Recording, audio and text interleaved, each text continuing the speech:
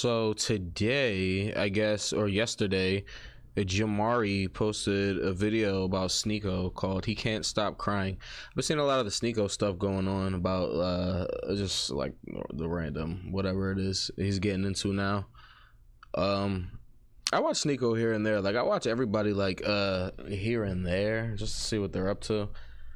But let's get into it. Let's see what he's talking about. On the entire Sneako situation, after he became very upset over the fact that some of the biggest streamers in the world had been straight up ignoring him. Yes. Have fun, guys. Okay. Thank you. And then chose to vent to Logan Paul's left nut, and of course DJ Academics. And those conversations can be summed up as him questioning, why don't those grown men like me and want to spend time with me? To other grown men, while they just shrug their shoulders. And this might... I don't really feel like that's what it is necessarily. Like, yeah, it's pretty easy to like rip on Sneako, but like I don't think that's what it is necessarily. It's more so like if they were already cool, like I've seen clips of them all hanging out before. So if they're already cool and they were already hanging out, like maybe something happened in between. Like I hear about like this brand risk thing that they're talking about. But I mean, like if nothing was like concrete said, like, yo, Sneako, I don't like you, then like, yeah, he's gonna be a little bit confused if you're cool behind closed doors and then you see them in public in person and you walk right past them. I'd have been salty too. Not to say he ain't salty, because he is, but I mean, who wouldn't be? Now, if they already said like, oh yeah, like I don't fuck with you, like I don't like what you push, I don't like what you stand for, I don't like shit like that, cool, then he should be expecting nothing less than you to walk right past him. But if you didn't make that clear, then why wouldn't he feel the type of way?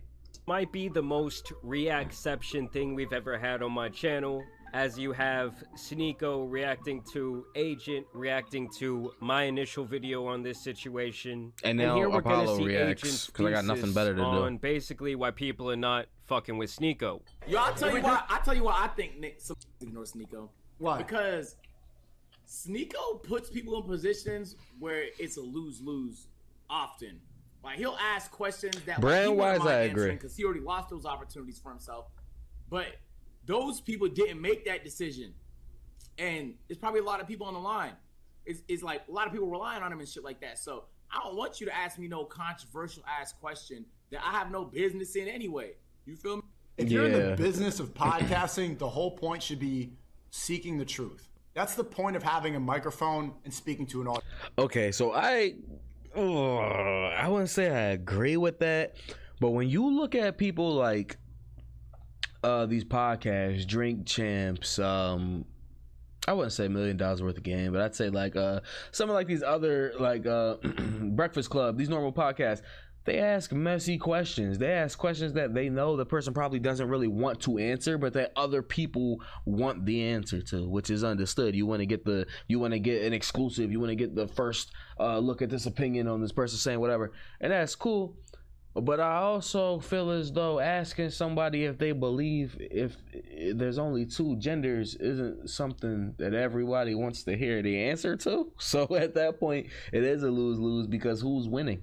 Okay, like it's either that person gets canceled or like is put in an awkward situation. That's what it is. You just, that's what it is. Audience is trying to get to some sort of truth. If you're not willing to figure that out, turn off the microphone.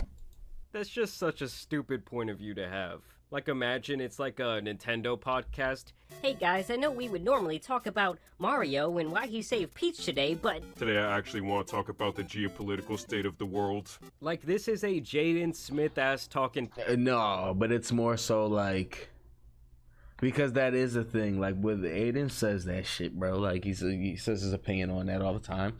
Other people like in that streaming space does. So like, yeah, that's like asking Nintendo, like, yo, what's the new big Mario game? And they're like, nah, I don't want to talk about that. I could lose my job. And you're egging them on for like info about the game, and they're gonna lose their job if they tell you. It's the same type of shit, bro. It's just that when it comes to streaming, it's like most of the topics that they already talk about is so unhinged. It's that type of thing. Oh, shit. Point if I've ever seen one. I think that some of these guys get so much in their conspiracy bag that they start making comments like this. While everybody's watching the Super Bowl, watching Taylor Swift chug a beer, the Palestinians are getting even more, and I think this was one of the biggest days in a while. It's not to say that you're a normie or an NPC for watching the Super Bowl. You are, because it is. But they do that strategically during major events while Ice Ice wearing an upside-down cross specifically so that you don't realize what's happening. So you got to raise awareness for this stuff. Like, can you guys believe that one event that has been going on and been like a massive spectacle for the last 60 years is still going to go on while something else bad happens in the world? Like, obviously media does serve as a form of distraction, but so does damn near any other form of entertainment. Literally anything. You know, he put me through that before in the past too, where he was asking me a whole bunch of questions about things I really had no insight in or care for. But it's like, it's controversial, so it's like you kind of have to have an opinion or niggas get mad at you. While Taylor Swift is chugging a beer on live TV for your entertainment, they're moving people out of the Gaza Strip. This dude just loves that fucking talking point. Because when we were kids and we were learning about the Holocaust and we were learning about Nazi Germany, we all had this idea like, if I was there, I would have stepped up. I would have said something. Says How that? would this have happened?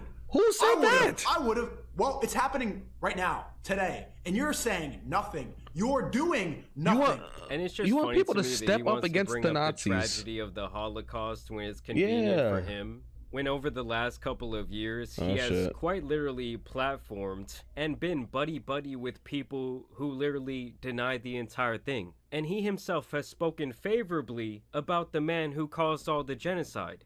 So I thought about Nick about a year ago, looking for the truth. And I think that's how a lot of people find America first, because it is inevitable. Like, he spent the greater part of the last year speaking very poorly about Jewish people. But now that that situation can be used as fuel towards his argument, well, he's all for it. I think it just goes to show that when you're always like looking for attention and trying to rage bait people and just say the most controversial thing to pop into your head, you become kind of like the boy who cried wolf. And then when you try to actually talk seriously about something, people are like, oh, that's just that guy, he's always yapping. And I also do not think like these online activists who are constantly posting these things onto their story are any better than anyone else. Like, they're not getting anything more accomplished. Sneako would also go on to further discuss him getting ignored by Aiden Ross, Kai, and Speed. Like, these two people didn't completely ghost him when he got canceled.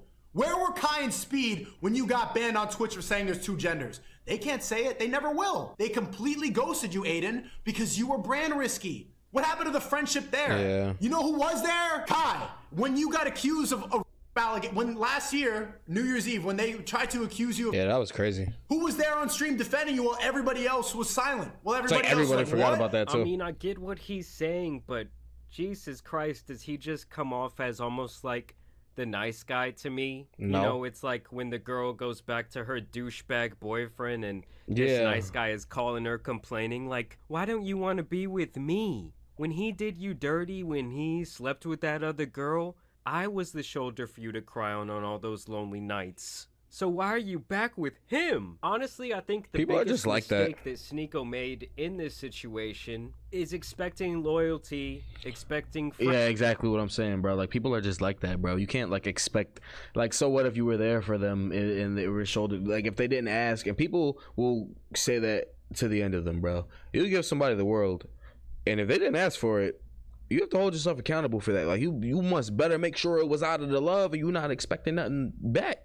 Because that's exactly how you end up, like, expecting them to be your homie because you was there. Like, bro, like, niggas get done dirty by whoever and go right back to being cool with that person for whatever reason, for financial purposes, for whatever. That's just how that shit work, bro. Man, right. Friendship or anything of this sort from people whose sole infatuation seems to be becoming increasingly more famous and essentially networking their way up to the top. I've been to some of these influencer events, guys. I've hung out with people who it seems like they're just on a mission to get into a room with the most popular person that they can. And I quickly realized, like, this shit is not for me. So I get what he's saying. I just don't get how he could be so naive to that idea when he has been around. Yeah, bro. Like, I feel like that's, like, a lot of, like, entertainment. Like the music industry too, bro. It's like whatever you do, like in entertainment, you're gonna find yourself like literally spending money, traveling out of your way, and just like hyping yourself up where you're gonna wear your best fit. And your mission for that day is to go get into the room with the most popular, important person and stand next to that person, and then you're gonna feel accomplished because it gives you social tokens. That shit is weird. I feel it's exactly what he's saying, bro. Like, around influencers for his entire adult life. Aiden Ross on Rumble Sports next to 2 Rumble creators while I'm sitting on the other side. That just blows my mind, first off. But second off, the shit that really, but you have to understand that the stuff that really pisses me off, look at Aiden Ross's shirt. It says brand risk. Aiden Ross is wearing a shirt that says brand risk, bro. I give me that shirt, bro. Give me that. Take that shit to right the chest. What do you mean risk? What do you... Give me that shirt, bro. It's insane. Bro, you're basically getting initiated into the Illuminati. So it seems like Sneako wants to be the only controversial guy in town. And I don't know, I just think this guy comes off as more envious than anything else, that someone else could actually say some of those things and still see quite a bit of success and get in with these mainstream people. Because you can't tell me that if he was afforded those same opportunities that he would not take them. They try to lump me in with these other influencers. I want to reiterate right now, I am not like these other niggas, man. I am not like one of these other influencers. Nah, I'm not them. Crazy to hear him say that. I'm not like those other girls. The only videos that they allow of me on YouTube right now are videos of me getting punched in the face. If I'm ever clipped in a positive way on YouTube, they take it down. That's Whenever crazy. It's something negative, when it's a hit piece, when it's a documentary trying to shit on me, Sneako got humbled, they keep it up. On TikTok, Nah, imagine everything that you do, like you just feed the homeless and give money away, and it just gets banned from YouTube. And a video of you getting knocked out is the only thing they allow.